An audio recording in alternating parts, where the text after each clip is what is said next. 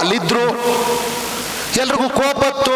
ನಾವೇನನ್ನು ವಿಧಾನಸೌಧ ಗೇಟ್ವರೆಗೂ ಹೋಯ್ತೀವಿ, ಅಲ್ಲಿ ಚೆನ್ನಮ್ಮನ ಪ್ರತಿಮೆ ಇದೆ, ಅಲ್ಲಿ ಒಂದು ಸ್ವಲ್ಪ ಹೊತ್ತು ಕುಂತ್ಕೊಂಡು ಪ್ರೊಟೆಸ್ಟ್ ಮಾಡಿ ಮುಖ್ಯಮಂತ್ರಿಗಳು ಬಂದ್ರೆ ಒಂದು ಮನವಿ ಕೊಡ್ತೀವಿ ಅಂತ ಹೇಳಿದ್ನು. ಇದಕ್ಕೂ ನಮ್ಗ ಅವಕಾಶ ಕೊಡ್ದೀಯ. ದನಕ್ಕೆ ಬಡ್ದಾಗ ADGP ಅಂತವ್ರು ದೊಣ್ಣ ತಕೊಂಡು ಲ್ಯಾಟಿ ತಕೊಂಡು ಹೊಡೆದವ್ರೆ. ಇಂಥದ್ನೆಲ್ಲ ನಾವು ಖಂಡಿಸಿ ನಮ್ಮ ಪಾಡ ನಮ್ಮ ಹೋರಾಟ ಮಾಡ್ತಾ ಇದೀವಿ.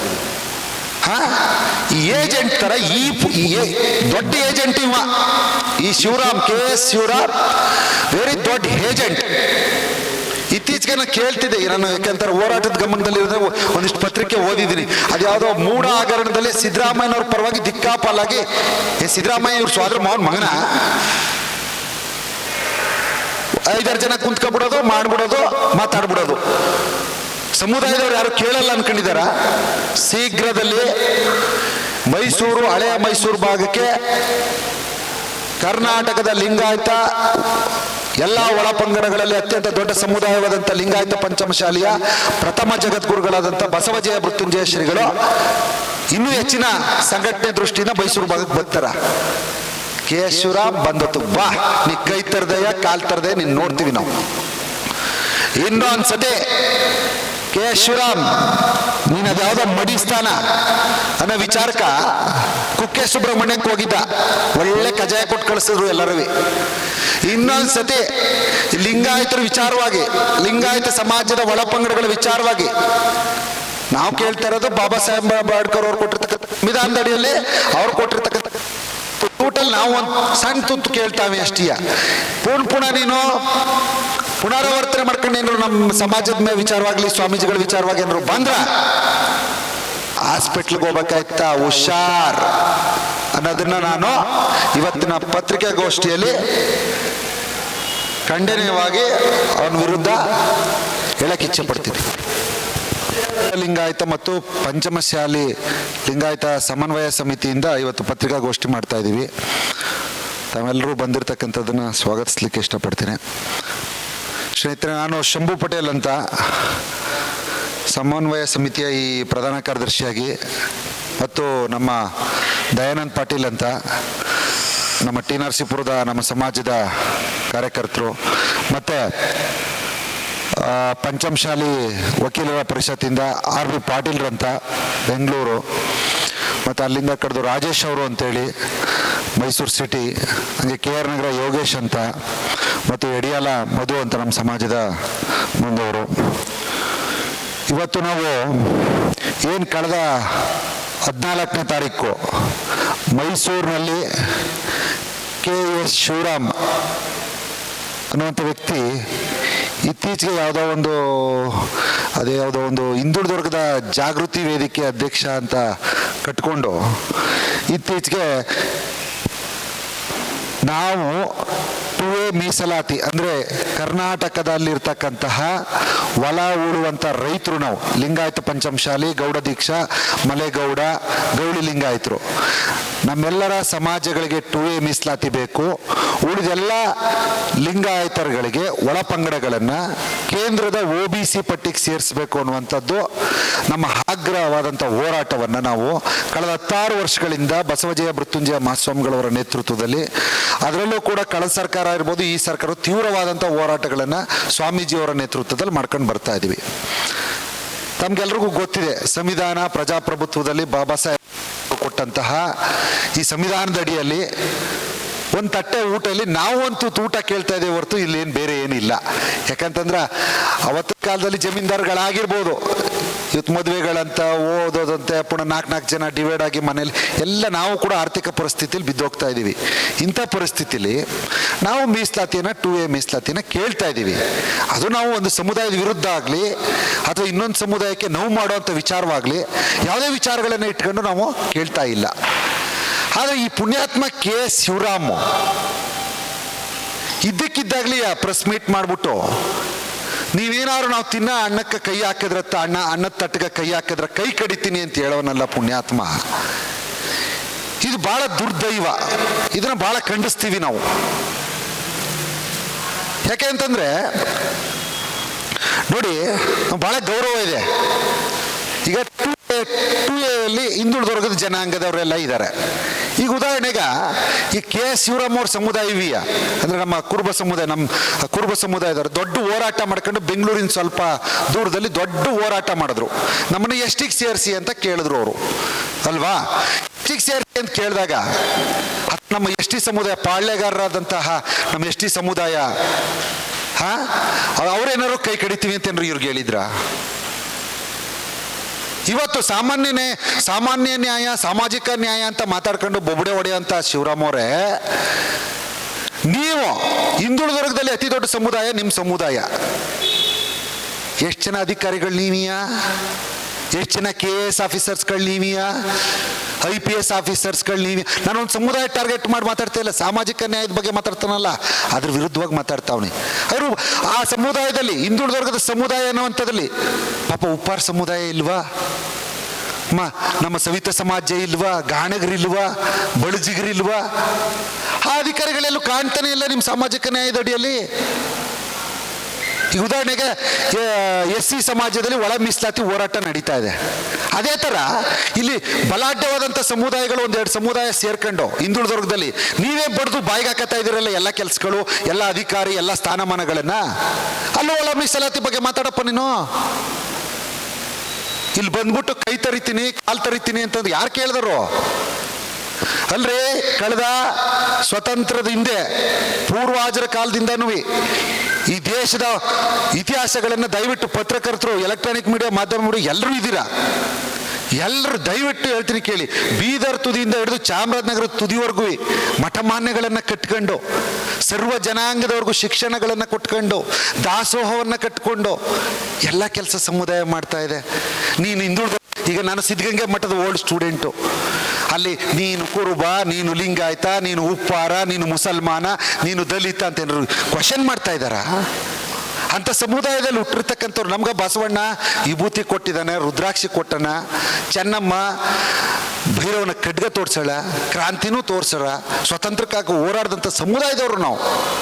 ನಮ್ಮ ಸಮುದಾಯದವರು ಹೋರಾಟ ಮಾಡ್ಕೊಂಡು ಬಾಬಾ ಸಾಹೇಬ್ ಅಂಬೇಡ್ಕರ್ ಕೊಟ್ಟಿರ್ತಕ್ಕಂಥ ಊಟದಲ್ಲಿ ಒಂದು ಊಟ ಕೇಳಿದ್ರ ನಿನ್ಗೆ ಹೊಟ್ಟಕ್ಕಿ ಚತ್ಕೊಂಡು ಈ ಲೆವೆಲಲ್ಲಿ ಪ್ರೆಸ್ ಮೀಟ್ ಮಾಡ್ಕೊಂಡು ಸ್ವಾಮೀಜಿಯವರ ಕೈ ಕಡಿತೀನಿ ಅಂತ ಹೇಳ್ತೀಯಲ್ಲಪ್ಪ. ಇದು ಎಷ್ಟು ಸಮಾಜದಲ್ಲಿ ಧೋರಣೆ. ಆಮೇಲೆ ಮೊನ್ನೆ ನಮ್ಮ ವಕೀಲರ ಪರಿಷತ್ತಿಂದ, ಪಂಚಮಶಾಲಿ ವಕೀಲರ ಪರಿಷತ್ತಿಂದ ಹೈಗ್ರೌಂಡಲ್ಲಿ ಕಂಪ್ಲೇಂಟ್ ಆಗಿದೆ. ಇದುವರೆಗೂ ಅವನ ಮೇಲೆ ಆಕ್ಷನ್ ತಗೊಂಡಿಲ್ಲ. ಈಗ BS ಕಾನೂನು, ಈಗ ಹೊಸದಾಗಿ ಬಂದಂಥ ಕಾನೂನಲ್ಲಿ ಎಲ್ಲ ಕಡೆ FIR ಆಗಕ್ಕೆ ಬರಲಿ, ಎಲ್ಲಿ ಹಾಕಿದ್ರು ಅದನ್ನು ಮೈಸೂರಿಗೆ ಒತ್ತಾಗ್ತೀವಿ ಅಂತ ಪೊಲೀಸ್ ಇಲಾಖೆಯವರು ಹೇಳಿದ್ದಾರೆ. ಕ್ರಮ ತಗೊಂಡಿಲ್ಲ. ಕೈ ಕಡಿತೀನಿ ಅಂದಿರ್ತಕ್ಕಂಥ ಹೇಳಿಕೆ ಒಂದು ಮಾರಣಾಂತಿಕ ಹೇಳಿಕೆ, ಅದು ಅಟೆಂಪ್ಟ್ ಟು ಮರ್ಡರ್. ಇವನೇನು ರಕ್ಷಿಸ್ತಾ ಇದ್ದಾರೆ ಕಡೆ. ಇವತ್ತು ಎಲ್ಲೋ ಒಂದು ಕಡೆ ಸಿದ್ದರಾಮಯ್ಯವ್ರ ಕುಮ್ಮಕ್ಕ ಅನ್ನೋದನ್ನ ನಾನು ಹೇಳಬೇಕಾಗತ್ತೆ ಈ ಸಂದರ್ಭದಲ್ಲಿ. ಅದನ್ನು ಕೂಡ ಭಾಳ ಖಂಡಿಸ್ತೀನಿ ನಾನು. ಆಮೇಲೆ ಸ್ವಾಮೀಜಿಯವ್ರ ಬಗ್ಗೆ ಬಾಯಿಗೆ ಬಂದಾಗೆ BJP ಏಜೆಂಟ್ ಅಂತ ಹೇಳ್ತಾ ಇದ್ದಾನೆ. ನಾಚಿಕೆ ಮಾನ ಮರ್ಯಾದೆ ಇಲ್ವಾ? ಇದೇ ಬೊಮ್ಮಾಯಿಯವ್ರ ಸರ್ಕಾರ ಇರಲಿ, ಅದರ ಹಿಂದೆ ಆದಂಥ ಯಡಿಯೂರಪ್ಪನವ್ರ ಸರ್ಕಾರ ಇರಲಿ, ಅದ್ರ ಹಿಂದೆ ಜಗದೀಶ್ ಶೆಟ್ಟರ್ ಸರ್ಕಾರ ಇರಲಿ, ಅವರೆಲ್ಲ ಮುಖ್ಯಮಂತ್ರಿ ಆದಾಗಲೂ ಟಾರ್ಗೆಟ್ ಮಾಡಿದ್ದೀವಿ ಅಂತಲ್ಲ, ಅವತ್ತು ಕೂಡ ಹೋರಾಟ ನಡೆದಿದೆ. ಅವತ್ತು ಊರೂರಲ್ಲಿ ಇದೇ ಮಲೆ ಮಹದೇಶ್ವರ ಬೆಟ್ಟದಿಂದ ಕೂಡಲ ಸಂಗಮ ಕಲ್ಯಾಣ ಕರ್ನಾಟಕದವರೆಗೂ ಕೂಡ ಸ್ವಾಮೀಜಿಯವ್ರ ನೇತೃತ್ವದಲ್ಲಿ ಪ್ರಾರಂಭವಾದಂಥ ಪ್ರತಿಜ್ಞಾ ಪಂಚಾಯತಿ ಎನ್ನುವಂಥ ಹೋರಾಟದ ಮೂಲಕ ಪ್ರತಿ ಊರಲ್ಲೂ ಪ್ರತಿ ಇದರಲ್ಲೂ ಕೂಡ ಎಲ್ಲ ಮಟ್ಟದ ಸ್ವಾಮೀಜಿಗಳ ಸಮ್ಮುಖದಲ್ಲಿ ಮಾಡ್ಕೊಂಡು ಹೋಗಿದ್ದೀವಿ. ಯಾಕೆ ಅವತ್ತು ನಿಮಗೆ ಖುಷಿ ಆಯ್ತಿತ್ತಾ ಸ್ವಾಮೀಜಿಯವರು BJP ವಿರುದ್ಧ ಬಿದ್ದಿದ್ದಾಗ? ಇವತ್ತು ನಿಮ್ಮ ವಿರುದ್ಧ ಹೋರಾಟ ಮಾಡಿಬಿಟ್ರು. ಸ್ವತಃ ಶಂಭು ಪಾಟೀಲ್ ಆದಂಥ ನಾನೇ, ವಕೀಲರು ಎಲ್ಲರೂ ನಾವು ಇದ್ವಿ ಬೆಳಗಾವಿಯಲ್ಲಿ. ಡಾಕ್ಟರ್ SC ಮಾದೇವಪ್ಪನವ್ರು ನಾನೇ ಖುದ್ದು ಮಾತಾಡ್ಸಿದ್ರಿ, ಸರ್ ಚೆನ್ನಾಗಿದ್ದೀರಾ ಅಂತ. SC ಮಾದೇವಪ್ಪ ಬರ್ತಾರೆ, ವೆಂಕಟೇಶ್ ಅವರು ಬರ್ತಾರೆ, ಮತ್ತೆ ಸುಧಾಕರ್ ಉನ್ನತ ಶಿಕ್ಷಣ ಮಂತ್ರಿಗಳು ಬರ್ತಾರೆ, ಅದ್ರ ಜೊತೆ ಪಂಚಮಶಾಲಿ ಸಮುದಾಯದ ಹೆಣ್ಣಾದಂಥ ಲಕ್ಷ್ಮೀ ಹೆಬ್ಬಾಳ್ಕರ್ ಅವ್ರ ಮಿನಿಸ್ಟರ್ ಬರ್ತಾರೆ. ಮಾದೇವಪ್ಪನವ್ರು ಏನಂದ್ರು, ನೀವು ಹೇಳಿರ್ತಕ್ಕಂಥದ್ದು ನಾವು ಹೇಳ್ತೀವಿ ಹೋಗ್ಬಿಟ್ಟು ಮುಖ್ಯಮಂತ್ರಿಗ ಅಂತ. ಆದರೆ ಯಾವುದೇ ಸಚಿವರು ನಿಮ್ಮನ್ನ 16 ಜನ, ನಿಮ್ಮ ಕಮಿಟಿ 16 ಜನ ಸ್ವಾಮೀಜಿ ಅವ್ರ ನೇತೃತ್ವದಲ್ಲಿ ನಿಮ್ಮನ್ನು ಕರ್ಕೊಂಡು ಹೋಗ್ತೀನಿ ಮಾತು ಕೊಡ್ನಿಲ್ಲ. ಲಕ್ಷಾಂತರ ಜನ ನಮ್ಮ ಸಮಾಜದ ಬಾಂಧವರು ಅಲ್ಲಿದ್ರು. ಎಲ್ರಿಗೂ ಕೋಪತ್ತು. ನಾವೇನನ್ನು ವಿಧಾನಸೌಧದ ಗೇಟ್ವರೆಗೂ ಹೋಯ್ತೀವಿ, ಅಲ್ಲಿ ಚೆನ್ನಮ್ಮನ ಪ್ರತಿಮೆ ಇದೆ, ಅಲ್ಲೊಂದು ಸ್ವಲ್ಪ ಹೊತ್ತು ಕುಂತ್ಕೊಂಡು ಪ್ರೊಟೆಸ್ಟ್ ಮಾಡಿ ಮುಖ್ಯಮಂತ್ರಿಗಳು ಬಂದರೆ ಒಂದು ಮನವಿ ಕೊಡ್ತೀವಿ ಅಂತ ಹೇಳಿದ್ನು. ಇದಕ್ಕೂ ನಮ್ಗ ಅವಕಾಶ ಕೊಡ್ದೀಯ. ದನಕ್ಕೆ ಬಡ್ದಾಗ ಏಡಿ ಜೀಪ ಅಂತವ್ರು ದೊಣ್ಣ ತಕೊಂಡು ಲ್ಯಾಟಿ ತಕೊಂಡು ಹೊಡೆದವ್ರೆ. ಇಂಥದ್ನೆಲ್ಲ ನಾವು ಖಂಡಿಸಿ ನಮ್ಮ ಪಾಡ ನಮ್ಮ ಹೋರಾಟ ಮಾಡ್ತಾ ಇದೀವಿ. ಈ ಏಜೆಂಟ್ ತರ ಈ ದೊಡ್ಡ ಏಜೆಂಟ್ ಇವ, ಈ ಶಿವರಾಮ್, KS ಶಿವರಾಮ್ ವೆರಿ ದೊಡ್ಡ ಏಜೆಂಟ್. ಇತ್ತೀಚೆಗೆ ನಾನು ಕೇಳ್ತಿದ್ದೆ, ನಾನು ಯಾಕೆಂತಾರೆ ಹೋರಾಟದ ಗಮನದಲ್ಲಿರೋದ್ರೆ ಒಂದಿಷ್ಟು ಪತ್ರಿಕೆ ಓದಿದ್ದೀನಿ. ಅದು ಯಾವುದೋ ಮೂಢ ಹಗರಣದಲ್ಲಿ ಸಿದ್ದರಾಮಯ್ಯನವ್ರ ಪರವಾಗಿ ದಿಕ್ಕಾಪಾಲಾಗಿ, ಸಿದ್ದರಾಮಯ್ಯ ಇವ್ರ ಸೋದರ ಮಾವನ ಮಗನ 5-6 ಜನ ಕುಂತ್ಕೊಬಿಡೋದು, ಮಾಡ್ಬಿಡೋದು, ಮಾತಾಡ್ಬಿಡೋದು. ಸಮುದಾಯದವ್ರು ಯಾರು ಕೇಳಲ್ಲ ಅನ್ಕೊಂಡಿದಾರ? ಶೀಘ್ರದಲ್ಲಿ ಮೈಸೂರು, ಹಳೆಯ ಮೈಸೂರು ಭಾಗಕ್ಕೆ ಕರ್ನಾಟಕದ ಲಿಂಗಾಯತ ಎಲ್ಲ ಒಳಪಂಗಡಗಳಲ್ಲಿ ಅತ್ಯಂತ ದೊಡ್ಡ ಸಮುದಾಯವಾದಂಥ ಲಿಂಗಾಯತ ಪಂಚಮಶಾಲಿಯ ಪ್ರಥಮ ಜಗದ್ಗುರುಗಳಾದಂಥ ಬಸವಜಯ ಮೃತ್ಯುಂಜಯ ಶ್ರೀಗಳು ಇನ್ನೂ ಹೆಚ್ಚಿನ ಸಂಘಟನೆ ದೃಷ್ಟಿಯಿಂದ ಮೈಸೂರು ಭಾಗಕ್ಕೆ ಬರ್ತಾರ. KS ಶಿವರಾಮ್ ಬಂದತ್ತು, ಬಾ ನೀ ಕೈ ತರದಯ್ಯ ಕಾಲ್ ತರದೆ ನೀನು ನೋಡ್ತೀವಿ ನಾವು. ಇನ್ನೊಂದ್ಸತಿ KS ಶಿವರಾಮ್ ನೀನು ಅದ್ಯಾವುದೋ ಮಡಿಸ್ತಾನ ಅನ್ನೋ ವಿಚಾರಕ್ಕ ಕುಕ್ಕೆ ಸುಬ್ರಹ್ಮಣ್ಯಕ್ಕೆ ಹೋಗಿದ್ದ, ಒಳ್ಳೆ ಕಜಾಯ ಕೊಟ್ಟು ಕಳಿಸಿದ್ರು ಎಲ್ಲರೂ. ಇನ್ನೊಂದ್ಸತಿ ಲಿಂಗಾಯತರ ವಿಚಾರವಾಗಿ, ಲಿಂಗಾಯತ ಸಮಾಜದ ಒಳಪಂಗಡಗಳ ವಿಚಾರವಾಗಿ ನಾವು ಕೇಳ್ತಾ ಇರೋದು ಬಾಬಾ ಸಾಹೇಬ್ ಅಂಬೇಡ್ಕರ್ ಅವ್ರು ಕೊಟ್ಟಿರ್ತಕ್ಕಂಥ ಸಂವಿಧಾನದ ಅಡಿಯಲ್ಲಿ ಅವ್ರು ಕೊಟ್ಟಿರ್ತಕ್ಕಂಥ ಟೋಟಲ್ ನಾವು ಒಂದು ಸಣ್ಣ ತುತ್ತು ಕೇಳ್ತಾವೆ ಅಷ್ಟೀಯ.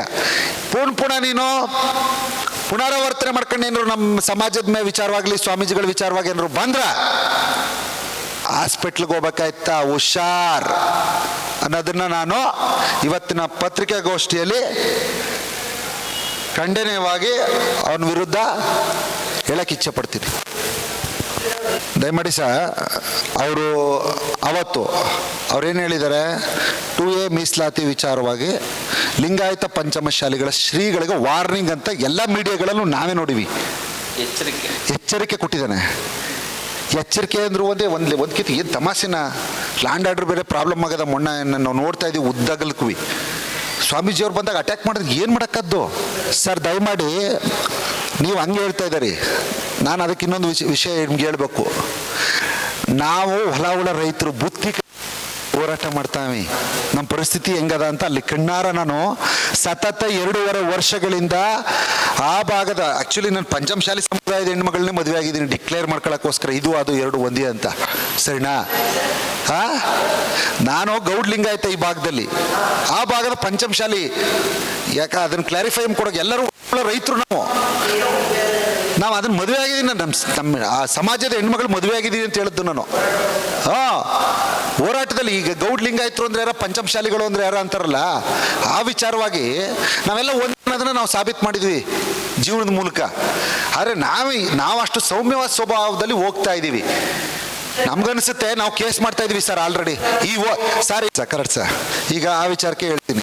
ಈಗ ಕಳೆದ ಗೌರ್ಮೆಂಟಲ್ಲಿ ಬೊಮ್ಮಾಯಿಯವ್ರ ಸರ್ಕಾರದಲ್ಲಿ ಕೊನೆಯ ಘಟ್ಟದಲ್ಲಿ 2D ಮತ್ತು 2C ಅನ್ನುವಂತಹ ಒಂದು ಕ್ಯಾಟಗರಿಗಳನ್ನು ಹಾಕಿ, ನಮ್ಮ 2D ಜೊತೆಗೆ ನಮ್ಮ ಲಿಂಗಾಯತ ಎಲ್ಲ ಪಂಗಡಗಳನ್ನು ಹಾಕಿ, ಮತ್ತು ಅದ್ರ ಜೊತೆಗೆ ನಮ್ಮ ಕ್ರಿಶ್ಚಿಯನ್ ಸಮುದಾಯ ಇವನ್ನೆಲ್ಲ ಹಾಕಿದ್ದಾರೆ ಸರ್.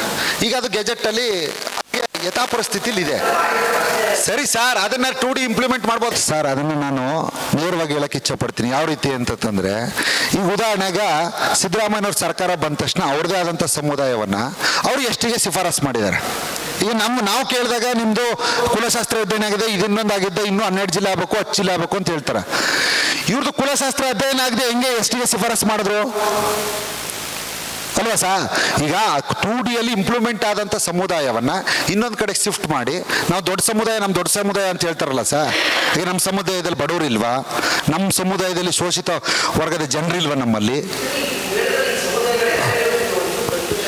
ಹಾಂ ಹಾಂ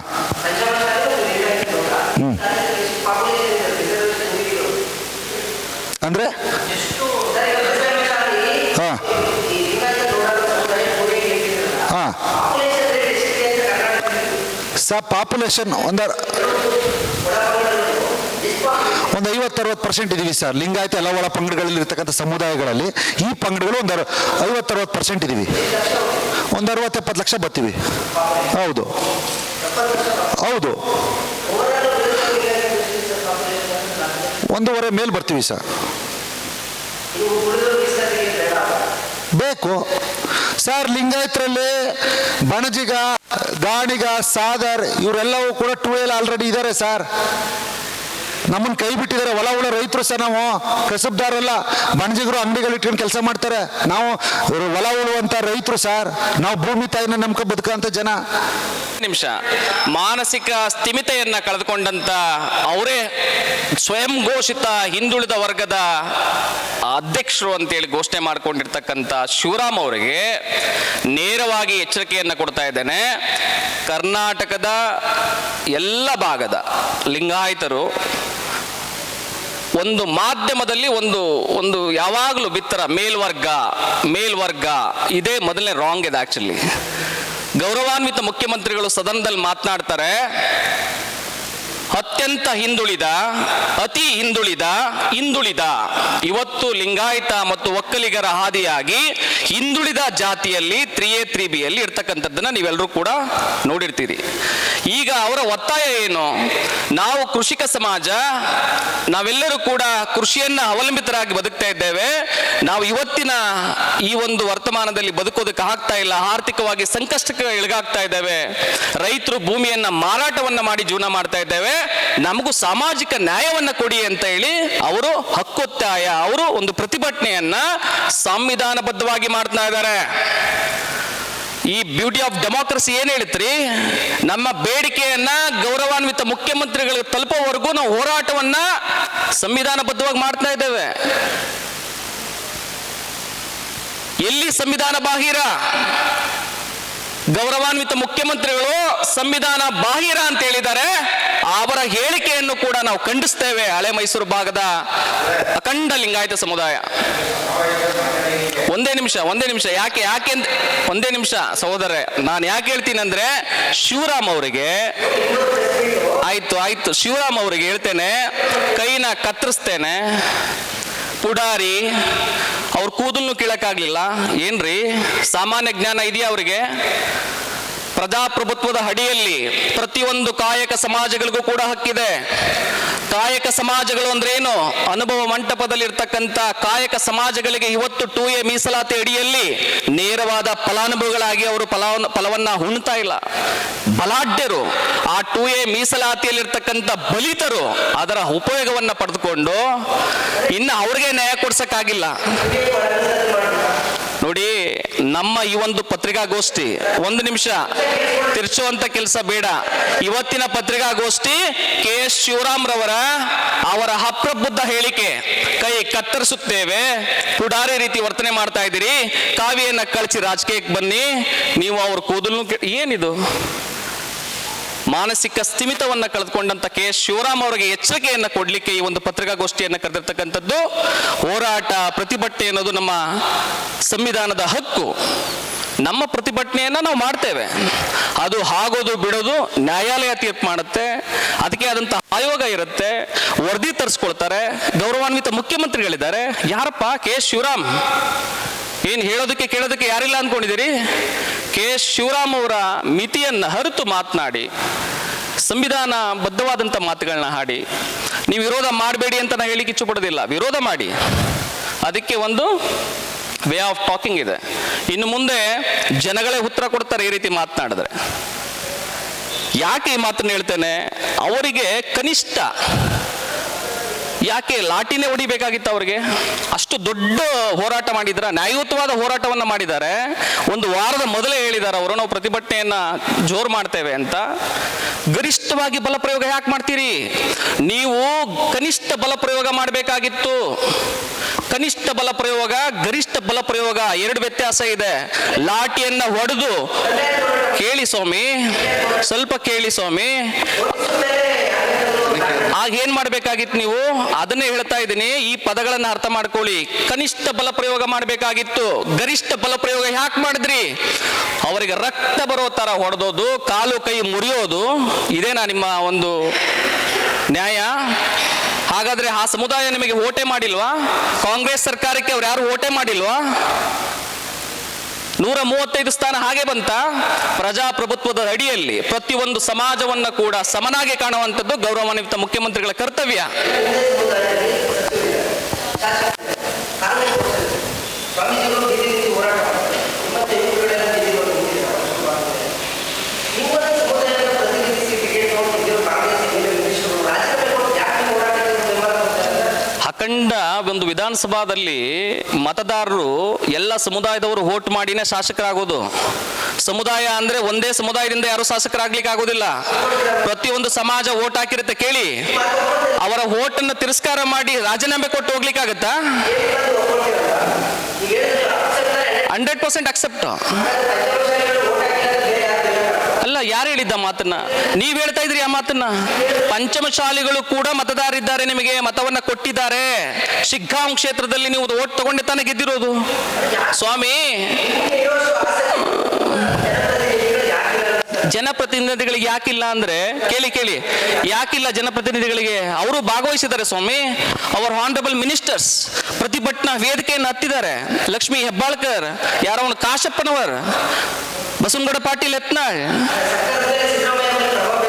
ಸಿದ್ದರಾಮಯ್ಯನವರು ವಿರೋಧ ಪಕ್ಷದ ನಾಯಕರಾಗಿದ್ದಾಗ ಇದೇ ಪಂಚಮಶಾಲಿಗಳ ಜಯ ಮೃತ್ಯುಂಜಯ ಸ್ವಾಮೀಜಿಯವರ ಮನವಿಯನ್ನು ಆಲಿಸಿದ್ದಾರೆ. ಕರೆಸಿ ಟೇಬಲ್ ಅಲ್ಲಿ ಕುತ್ಕೊಂಡು ಮಾತಾಡಿದ್ದಾರೆ.